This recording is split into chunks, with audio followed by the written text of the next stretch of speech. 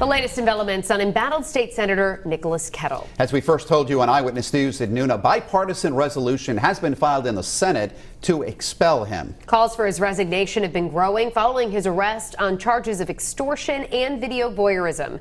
Eyewitness News reporter Steph Machado just spoke to Senate President Dominic Ruggiero a short time ago and is live at the State House now with what he had to say. Steph? Well, Senator Kettle's attorney tells me he has received the resolution calling for him to be expelled from the Senate. The question now is whether he'll show up to a hearing at the State House next week or if he'll resign his seat as a senator from Coventry.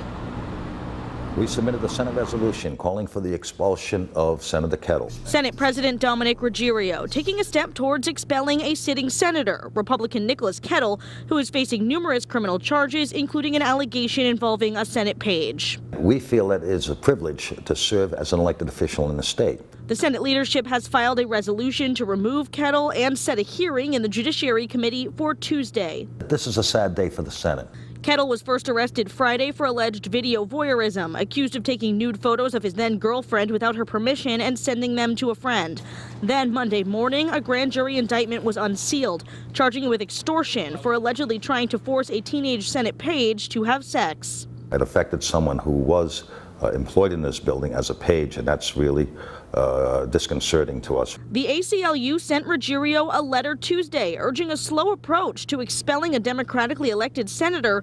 It's allowed under the state constitution, but has never been done before. Ruggiero says he hopes Kettle just resigns. This hasn't been used in 175 years, and I hope we don't have to use it this time, and I certainly hope we don't have to use it for another 175 years.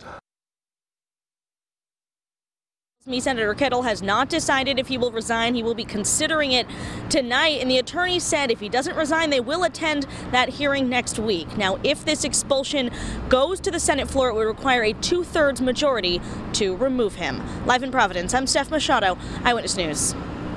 Thank you, Walt. New details now on the effort underway at the State House to expel embattled state senator Nicholas Kettle. It was first breaking at noon. Eyewitness News reporter Steph Machado spoke to the Senate president this afternoon. She joins us now live from Providence. Steph? Well, the Senate leadership, including Democrats and the Republican leader, have signed on to this resolution to expel Nicholas Kettle from the Senate amid allegations that he extorted a Senate page for sex. It would take a 2/3 majority vote to remove him.